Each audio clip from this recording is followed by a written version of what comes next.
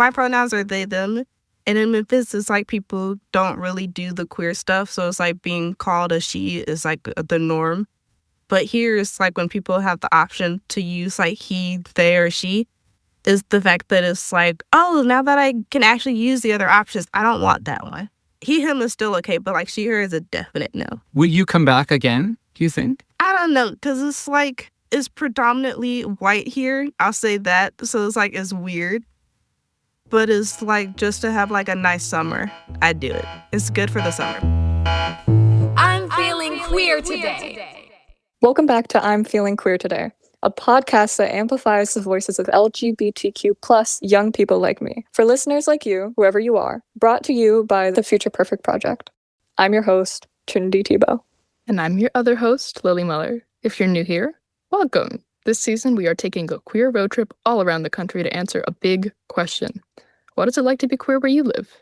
We're trying out something new here on I'm Feeling Queer Today. If you leave us a 5-star review on Spotify, Apple Podcast, or wherever you listen to our show, we'll give you a shout out in a future episode. Plus, if you have even more to say, we have an online voicemail box so we can hear directly from you, our listeners. Just go to speakpipe.com/IFQT. That's SPEAKPIPE.com/IFQT. Leave us a message, let us know what you think of the podcast and what you'd like to hear from us. Today's stop on our big queer road trip is Cape Cod, a peninsula off the southeast part of Massachusetts. Most of our podcast takes place on the very northern tip of the Cape in Provincetown, which, according to 2010 census data, is the gayest town in America. Take a second to let that sink in. Provincetown is also where I met my lovely co-host, Trinity. And also where I met my lovely co-host, Lily. About a year ago, I met Lily in Provincetown through a workshop at the Fine Arts Work Center, a residency program in Provincetown for artists, writers, and creatives of all kinds. And Ptown is really the perfect place for something like this. It's America's oldest continuous art colony. There are 229,000 people living in Cape Cod year-round, but during the summer, that number nearly doubles. In this episode, you'll meet the queers who call Cape Cod their home, June through August, and the real Cape Codders who live here 24/7, 365.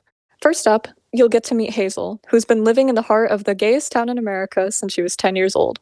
Then, you'll meet Kristen Becker, who founded a nonprofit called the Summer of Sass. Take a listen.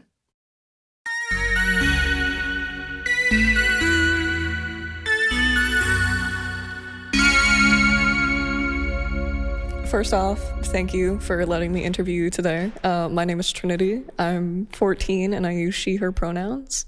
And how about you? My name is Hazel. My pronouns are she, her, and I'm also 14 years old. What do you want people to know about Provincetown or Cape Cod? Like, favorite thing, least favorite thing? I want people to know that from the places I've been, this is one of the safest places, I feel like, for the LGBTQ community and also just people in general. Everyone is so nice and caring about one another, even if you don't know them. And I feel like if you come here, even for a day or two, it can change you and your perspective. Has it changed your perspective in any way? This place has taught me to be more open-minded and more adventurous because the town is small, but there's so many people to meet and places to explore with different people. Have you ever faced any discrimination here in Provincetown? No, I think this place is very inclusive, no matter if you're a part of the LGBTQ community or if you're not, but you're like a strong ally. I haven't faced any discrimination here. So where do you live in Ptown?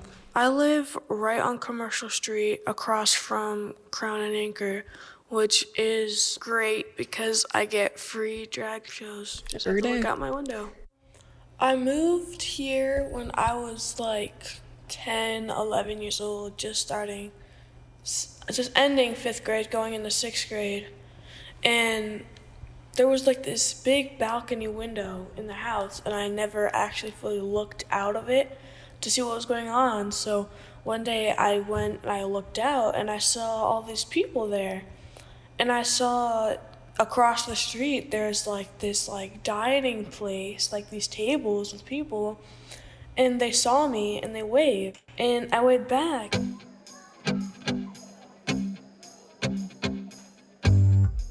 I call it people watching, I guess. It sounds kind of creepy, but it's not. But I would go like out there when I was like bored or didn't want to watch TV, and I would just watch to see what people were doing with their lives, like which way they were going, what were they wearing, and stuff like that. It was really fun. And then I got this idea that I wanted to make a sign so more people could wave to me, because it would always make my day when someone would notice me up there and they would wave back. And I would see their smile and I'd be like, oh, I just made that person smile, that's fun. So I made a sign, and I had really bad handwriting, but people could read it. And it said, please say hi back.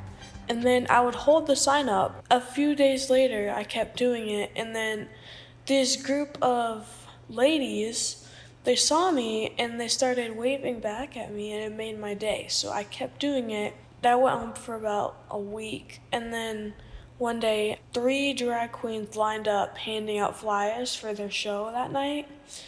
And they're looking up and they're waving at me, and I was like, oh my God, drag queens notice me.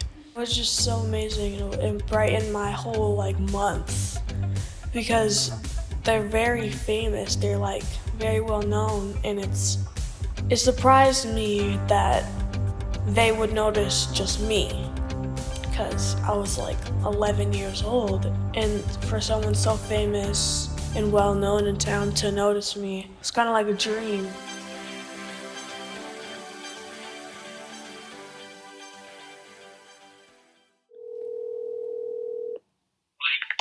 Hello. That's Kristen Becker, the founder of Summer of Sass. Almost 2 years ago, I called Kristen and asked her to share some insights for a school research project. Hi. Hi, how are you? I'm good, how are you? Good, let me just get a quiet spot. Okay.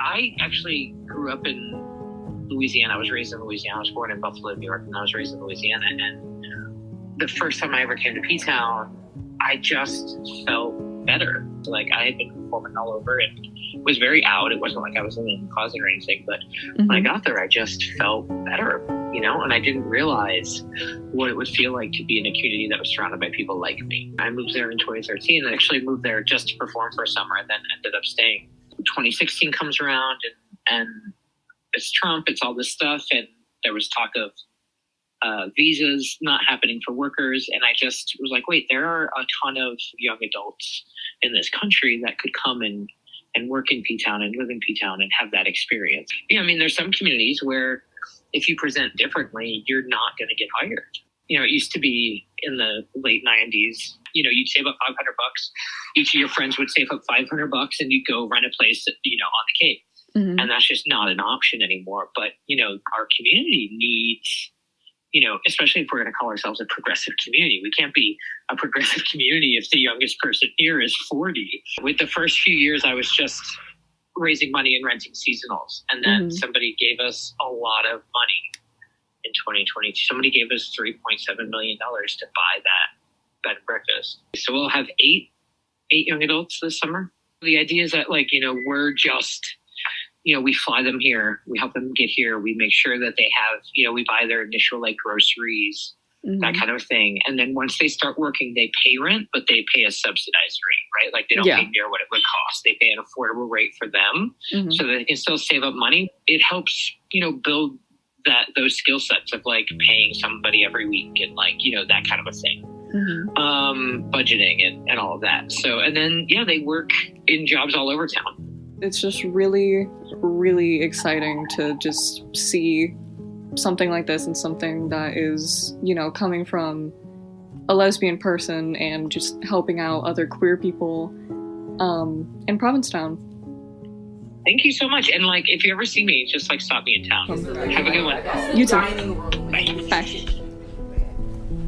Oh, can I show them outside as well? Of course, everything. Because I'm really happy about my strawberries. I forget their name, but I'm proud of them. Yeah. First, we go to the garden. Hi, I'm Bernard. I'm 18 and I'm from Memphis. These are our vegetables. And then this is the activity room. Oh, yeah, that's Jazz. They're our RA. Hello. And then we have a record player. I'm also making stuffed animals to sell soon. I recently quit my job, but I'm scared to admit it. But I saved my money, so now I'm paying my rent for like either 2 more weeks if I really wanted to. Now I'm gonna try to start selling stuff, and then I'm also trying to get a spotlight job from one of my friends. 2 days can pay for rent in a week. It's $150 a week, so it's $600 a month. With Memphis, it's like minimum wage is like $7.25, so I wouldn't even be able to afford rent. Here, it's like minimum is $15, but I will say the housing rates compared to their minimum wage is about the same. So this is the kitchen. 2 toasters, because one's a toaster oven. Then we have 3 fridges, because they're for different things, because there's like 11 people, and sometimes there's still not enough room at all. Only a couple of people like the basement. I am not one of them, because it's creepy down there.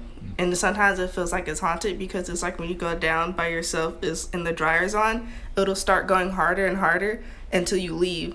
And then it's like, oh, this house might be haunted. But at least the ghosts are nice. They just don't like us going in the basement. Are they queer? Probably. Because this was a bed and breakfast, and that's kind of like a gay thing. Only gay people have an idea to do bed and breakfast. What's back there? Oh, and then this is our closet. We had a drag brunch like a while ago. We got to keep some of the stuff, and I recently found Sailor pans back there. Oh, and then we also have a bird. She's not our pet, but she keeps getting pregnant, and we like to leave food out for her. Oh. I think her name was Hortensia, but I don't remember. It's like she has 2 babies right now. She had a couple of them like a while ago. Oh wait, there she is.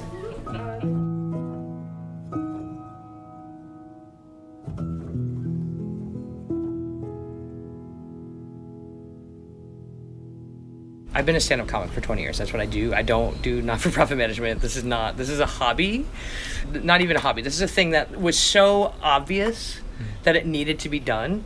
And every time I said it, people were like, you're crazy. You'll never find housing, right? And so I was like, oh, so I have to do it, right? Like I couldn't give the idea to anybody. Nobody would take it, so I did it. After the pandemic, the housing market was so rough that even when I had the money, I couldn't get the house. Like even when I had raised $25,000 for, a seasonal, right? Then they'd rent it to me and then they'd find out it wasn't for me. And then they'd be like, no, we don't, that's not really who we're trying to rent to, because there's this preconceived notion of young adults.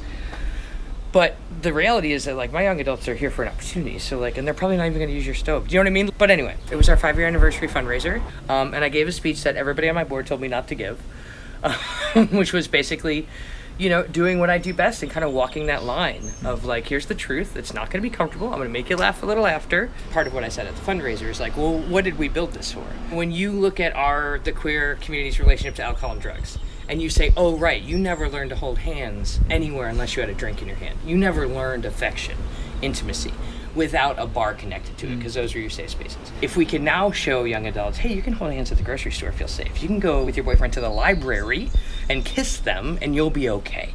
Like we have a really great opportunity to change the course of queers forever in our relationship to substance, and so that's why we're in this little like window of 18 to 20 for me personally.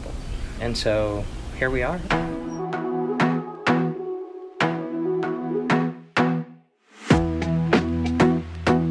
I'm Amari. I'm 18 and I use any pronouns, they, he, she. My name is Kirby. I'm 20 and my pronouns are he, it. My name is Brianna or Bernard. I'm 18 and I use they, them pronouns. I'm from Indiana, like northern Indiana, Goshen. I'm from Western Washington. Memphis, Tennessee. It's pretty small. I know everybody. My mom knows everybody. Like, I've lived there my whole life. I've only been out of state a few times. Just in the little part that I'm from, like it's not one of those places where you're likely to be physically hurt, but it is somewhere that you get verbal abuse. Calling people fruity or sus at school, you know what I mean? That type of homophobia is something I've experienced more often at home. I don't really feel safe when I like go into the men's bathroom because I'm trans, and I'll get a lot of weird looks. It's a big adjustment from a small, quiet town where nobody visits. But it's been pretty good. I've enjoyed it. People are very friendly here. People are very nice. It's not that common where I'm from to walk down the street and everybody like says good morning. And everybody has dogs and everybody will let you pet their dogs. Because it's like I walk down the street and it's like it's really two old dudes or two old ladies, and it's like they're holding hands and kissing and being open about it, and no one's watching them. It's just like oh, they're just like a straight couple. It's like that's so weird to me. I've never had that kind of experience because even at home, there really aren't a lot of older queer people in Goshen either, which is pretty different from here. I know I realized I was bisexual when I was in 6th grade, but I didn't really come out until maybe I was 16. So it was like maybe a good 2 years of being in the closet because it's like I wasn't really in it because I'd learned from my aunt that even the closet was glass. Like apparently everyone thought I was a lesbian, and my dad asked me like, "Are you a lesbian?" Well, you know, when you're 13 and they send you the medical letter that's like, hey, you're technically a teenager now and you need to answer all these questions about your sexuality and drug use and all that. And so I filled that out. And I came into the kitchen one morning and my mom had it in her hand, but she hadn't read it. And she goes, "Can I read this?" And it's like, what do you say? No? Like, no, you actually can't see if I answered that I'm a lesbian. Like, that would be suspicious. So I said, sure, go ahead. And in it, she saw that I put that I felt male. And she told me at the time that that was okay and to let her know if I wanted to come out. And so when later that day I told her that I wanted to make the decision to come out, she said that she wasn't ready. And I stayed in the closet until I was about 14. In like middle school, I came out as like bisexual. When you're becoming a teenager, you start to learn more things about yourself, and that's how I came to terms with it. Like I had the short hair and I was wearing the camo jacket and I was like your stereotypical tomboy, like climbing trees and playing in the mud. In 6th grade or 5th grade, I started hyperfixating on gay people in the community because it's like I just got a phone. It's like, my God, this is me. Because it's like everything was so relatable. And it's like, I didn't know you could kiss girls. It's so exciting. And it just didn't really click until I was helping this little kid. And then she went and told her grandma, oh, that boy is really nice. He's been helping me. And like that made it click in my brain of, oh, no, she's right. I am a boy. It's also, you know, an internal thing. Even if you grow up with accepting parents, you know, the internet and, you know, the town that you grow up in hugely influence your perspective of yourself.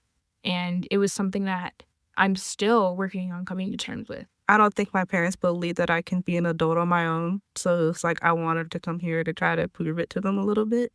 I work at Luke's Lobster. I'm a line cook. This is my first job. I've never had a job before. I work at the Human Rights Campaign because it's a smaller shop.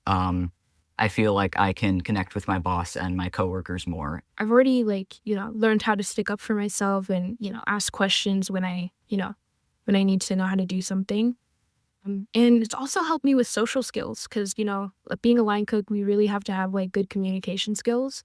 And, when things get fast, we have to be able to communicate with the other people in our line to make sure that we're getting everything done efficiently. So, yeah, I'd say it's been pretty helpful. The thing I would change is just the fact that it's I would say I want a lot more Black people here. Because it's I feel like it's not bad that it's a lot of white people, but I feel like it should be told that a lot of Black queer people can come here and they wouldn't feel persecuted and stuff. So it's it'd be nice for them to have the experience as well. I did work at another place for a day and I experienced some racism there. I didn't go back. That was pretty crazy. And I actually kind of was this is a job and you're not going to like every part of a job. So, I kind of just have to suck it up. But I talked to my housemates about it. I have 2 other Black housemates and I talked to them about it and they were like, actually, that's not a normal thing that people experience at jobs. You should not continue to put yourself in this environment.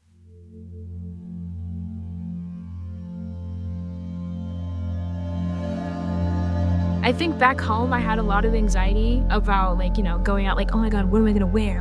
everybody's gonna see this outfit. But like here, everybody's gone on a crazy outfit, and I love it.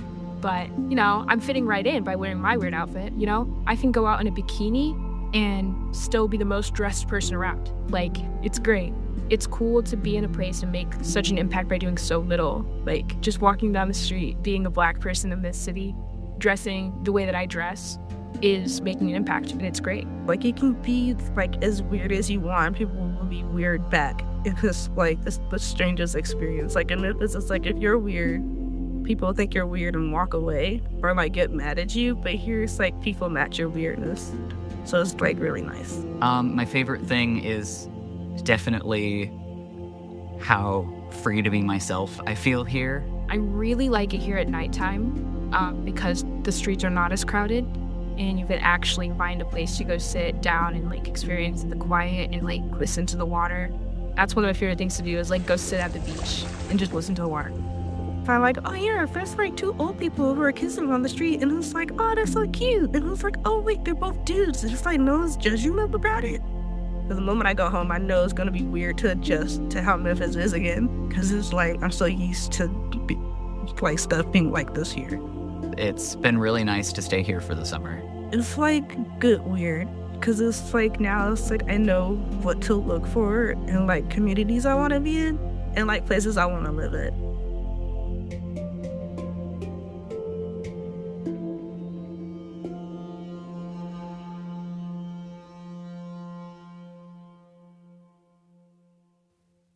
Coming up, we have some special messages for our queer youth listeners straight from Commercial Street in Provincetown, right on the main drag. No pun intended. We also have a conversation between Cody Jacob, a year-rounder, and his dear friend Patience, who spends summers on the Cape. But first, we've got one more Sasser we want you to meet.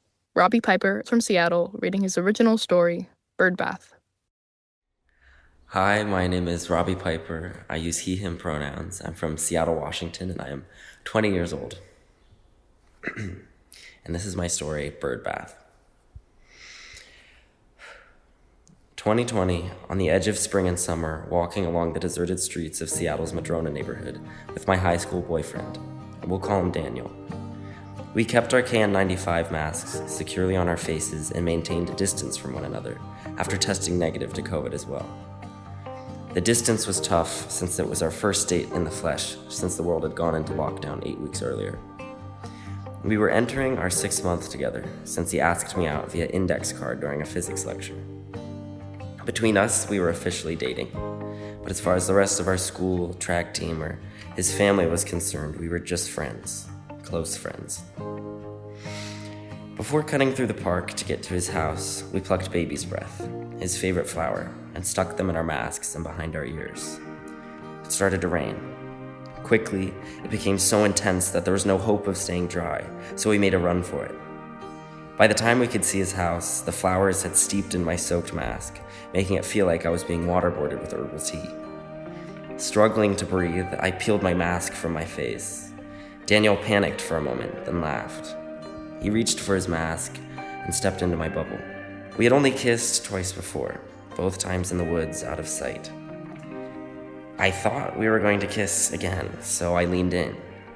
But before I knew it, I was flying backwards, landing deep in a freezing puddle. My hands, feet, and knees were brown with mud and street waste when I realized he had shoved me off of him. A silver Volvo passed us. He stood towering above me. He did not ask if I was okay or offer a hand to help me up. All he had to say was, I thought that was my neighbor's car. Due to the virus, I was relegated to drying off on his front porch. He told me he was too shaken up from the close call and would like me to go home. Get home safe, he tells me, and latches the door behind him. I dumped him 2 weeks later in an inflatable raft. Daniel and the other boys that I had tried to build something with were defined by their fear and the desire to fit in. I understood where the fear came from, but that never made it easier for me. Flash forward to my freshman college summer in the Summer of Sass program. I had been exploring where I could go live amongst the fruity when I found the opportunity of a lifetime to live on Cape Cod in the gayest town on earth, Provincetown. A few emails back and forth, and I secured an interview with Kristen Becker, the program's founder and director. There were a series of video calls in which you are grilled inside and out before submitting a 5-minute tape explaining your flexibility and personality. For a week I waited, doubting I would get in out of the countless others who had applied. Then in the middle of my bagel one morning at school, I got the fateful text from Kristen to check my email for some good news. And here we are now, gay Mecca. Compared to the Castro or Capitol Hill in Seattle, which are drops of rainbows in straight cities, Provincetown is like a planet that I belong on. Walking down the street, holding hands, or kissing a guy or girl is normal. And when a handsome 25-year-old glances at me on the street, I can safely expect that he actually was looking at me in that way. This is the first city I've lived in where the people around me could very well burst into a choreographed musical number, and that brings me peace. Before, gay dating to me was defined by if you are willing to be seen or not. In Provincetown, I've been on a safari, learning through simple observation that the type of relationship I want is just as complicated as any straight one. Expecting or longing for more than just a boy that is willing to be visibly out of the closet now feels more than reasonable to me. It is what I and all of us deserve. Thanks to the Summer of Sass, I'm able to come back to a safe base camp with built-in queer friends. Well, I think we're friends at least. When the house gets together for s'mores or taco night, the conversation quickly develops into a space for healing and processing, which I was all but unaware that I needed in my life. Additionally, it is easy to turn down cute guys who want to come home with you by saying, "Sorry, I live with 10 housemates and Kristen Becker will beat you up." I am beyond grateful to be here for the summer and cannot wait to see what kind of puddle I end up in this time.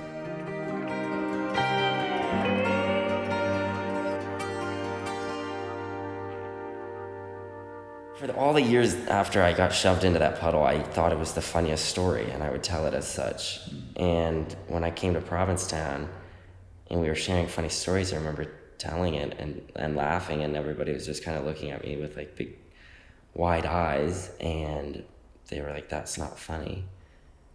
And it kind of recalibrated everything, because I realized that not only were all of my relationships completely catered to, allowing straight people to consume my reality, I had to process things also in a way that was comfortable for straight people, Then I realized how much it actually did hurt me. I mean, that just hurt so bad, and I was in love with this guy for months and months. And I'm done hating myself for wanting things. That's what I've really learned in Provincetown. I'm done giving myself so much shit for wanting just what everybody else can easily have,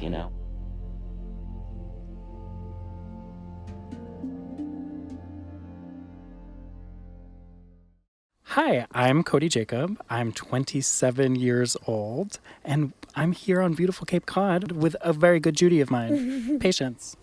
Hi, I'm Patience. I'm 18.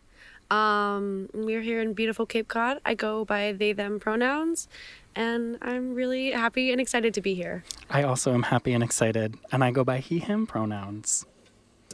The way Patience and I met was I was running the summer camp that they were enrolled at, and now it makes my knees hurt saying this, but they work at the summer camp. I do. I have a big girl job. A full big girl job with responsibilities, some of my old responsibilities, but I got to watch you slowly make that transition of pun intended, I guess, of oh, I really don't like Cape Cod. I don't want to be here. I don't get the point. To then literally being immersed here without a choice and realizing, there's community here for you. There really is. So many great people. Well, obviously Cody. Hello. Cody has been in my life since 7 or 8 years old. He was my camp counselor, and then he started running the camp, basically. Cody's our chosen family up here. Cody's very important to me, and I was very honored he asked me to be here today. That's very sweet. My first question would be, how do you identify, Patience? I would identify as non-binary. I don't really put a label on my sexuality. I like to say that I like people. Mm-hmm. I don't care what you are, what parts you have, how you identify. If I love you as a person, I love you as a person, and that's kind of the extent of my thought process with that. Yeah. I just often think about what it took for you to be able to sit here in front of me and confidently say who you are and what you believe. And I'm just wondering, how did you get to that point? I have to give a lot of credit to my mom. Our house has a big old pride flag out front, and every summer, you know, she would let me dye my hair whatever colors I wanted and go to Pride, and like just basically always told me it was okay to just be who I was. I remember my first queer thought. I remember this vividly. I was with her. I was about 3 or 4 years old, and I saw a beautiful woman in a Pantene ad on a billboard, and I was like, she's so beautiful. Mom, it sucks that girls can't marry girls, because, you know, at the time I was just a little girl, didn't figure out my gender identity yet. And she goes, they can. And my little mind just like exploded into like a million pieces. I was like, I can? What? I can? And this memory resurfaced for me like about like maybe a year or two ago, where I was like, oh, it's always been there. It seems like Cape Cod gives you, and has continuously given you, the opportunity to just kind of press the brakes a little bit. You have a really interesting experience of you summer here on Cape Cod, but year-round you're in Washington, D.C. How do you find pause and exist freely? I try to, you know, stay off my phone as much as possible, and instead fill my times with things here that like make my inner child happy. Okay. That's like a very big part of like me being able to ignore the negativity. Yeah. I feel it's probably easier for you to do that somewhere like Cape Cod, because there are more accessible spaces for queer youth here. Why do you think having spaces like that, whether it just be a beach you can walk to or a youth recreational center in Ptown, why do you think those spaces are important to have? Sense of community is everything when it comes to stability and, you know, being confident in your own person. When you have a community of people who see you, just being seen and recognized means so much. Of course, there's Ptown, which is just the haven of it all. Right. And the first time I went there to Ptown, I just felt so at home. It's like it fills totally me with world. like a warm, happy feeling that like, oh, it really is like safe here. Yeah. And then once you feel that, and to the full extent, you also start to feel how it's different everywhere else too. One of my kids the other day, you know, I was getting them changed for the pool, and I think I heard one of my little girls say, it was like, boys can't wear dresses. And they're like 2 and 3 years old. So like, this is like the first, like, they're hearing of things. And I was like, actually, my friends, people can wear whatever they want, whatever makes them happy. Boys can wear dresses, girls can wear dresses, girls wear shorts all the time. Yeah, I just want to instill with them that whatever makes them happy and feel most comfortable is what they should be doing, and what they're like, follow your arrow, basically. It's so interesting hearing you say that, especially given that you just shared with us that your mom had the exact same conversation with you maybe a little over a decade ago. There are people listening to this that don't have the opportunity to go join a summer camp or work in a space where they have access to different kinds of people, you know? How do you help those people find their community? Want to put thought into this answer, because like the internet is such a just a double-sided place. Like there's so much good to be found, there's so much community to be found, but like at the same time, like the homophobia on the internet is also insane. So it's like a very fine line of like how to find those without interacting with the more, you know, intense side of it. Right. Never feel like you have to put a label on yourself. People are constantly evolving and growing, and like fluidity is real. Like you don't have to define anything. Like that's why I love the like umbrella term of queer so much. It just takes so much of like the labels and the specifics out of it, where like I'm this kind of gay or I'm that kind of gay. Like you're just who you are. Like it's a spectrum. Everyone falls in their own unique place there. And it's just a matter of like, you know, not finding people who are exactly like you, but people who work well with you and who respect you and who compliment you.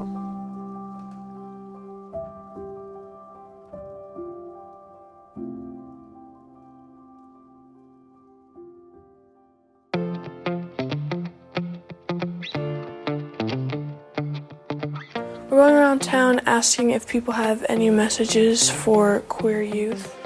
I'm Michelle at Women Crafts in Provincetown, Massachusetts. Women Crafts is a 48-year-old feminist lesbian bookstore. My message to queer youth is be yourself, find your people. There is a large community of people really excited for you to join us and be part of our family. Look for safe, awesome queer elders to help you see safe places to be and go, celebrate yourself, read books. There's a lot of great YA books about queer relationships and love. My name is Chris Kessler, and we are standing in Butch, my new store that I opened about a week and a half ago. My message to you would be, don't get caught up too much in the present in the way you're feeling right now, because things constantly evolve and constantly change, and you're always learning new things about yourself and your world. But there is a tribe out there for you, and that's really your job, is to find your tribe of people that make sense to you and make you feel alive. Hi, I'm Carrie, and I'm in the middle of Provincetown. And I just want to encourage everybody just to be exactly who they are. Don't change for everybody. And if your feelings or heart changes, no matter what, you just go with it. No matter who you love, just love them with your whole heart and soul. And if that switches, that's okay. I'm Paul. I'm also the Pink Lady. I'm your greeter at the library. You know, be patient with yourself. Don't know where you live, but know that there's another place to be and you'll find yourself. Provincetown is an amazing place. Lots of love, and we give out pink hearts. So take those to go. We are the famous face painters of Ptown in Provincetown, Massachusetts. This town throws their arms around you. And this town also encourages every kind of dimension that you want to express. Creator made you that way for a reason. Yeah, a salad would be so boring with just lettuce. We need tomatoes and radishes and whatever you can offer our salad. My name is Tony Picillo. I'm the Director of Tourism here in Provincetown. I can't think of any place that is more appropriate and more comfortable and inviting than Provincetown for young queer youth and teens. When I see them here and I see how they're able to be themselves, which they can't always do in environments where they live every day, it just actually warms my heart, and it's something that really means a lot to me. My name is Joe Feeney, and I am at Plush in Provincetown. My message for queer youth would be true to yourself always. There's always going to be self-doubt, but you're strong. Thank you so much for joining us. I'm Lily Meller. And I'm Trinity Tebow. And you've been listening to I'm Feeling Queer Today.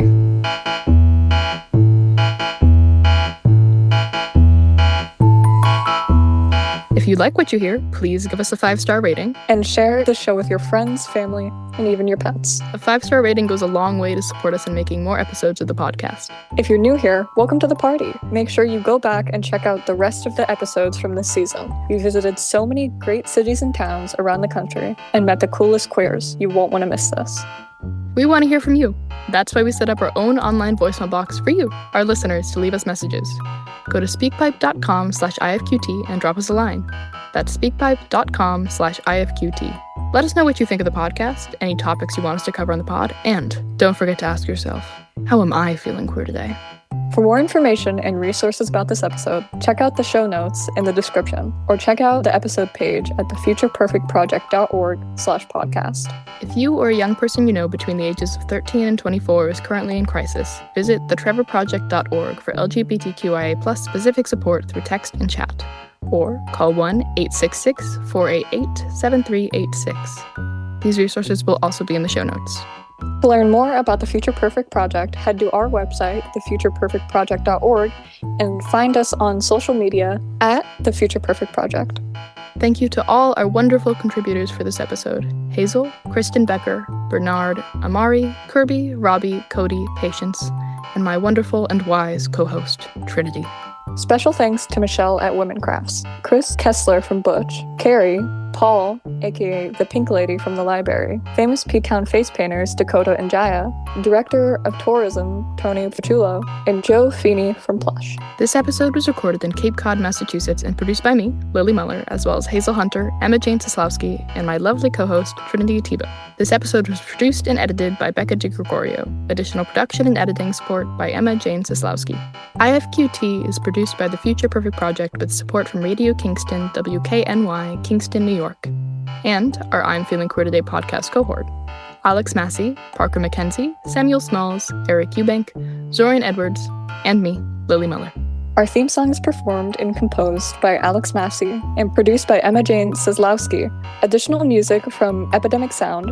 Episode mixing and mastering by Emma Jane Soslowski. This episode was hosted by me, Trinity Tebow. And me, Lily Muller. Special thanks to executive producer and mentor Celeste Lacine, as well as Future Perfect Project team members Ryan Amador, Kiko Wan, and Aaliyah Jamil. This episode, we remember our dear executive producer, mentor, and the ultimate Provincetown fan, Julie Novak. Julie, your legacy will live on in all of us and in every episode of this podcast.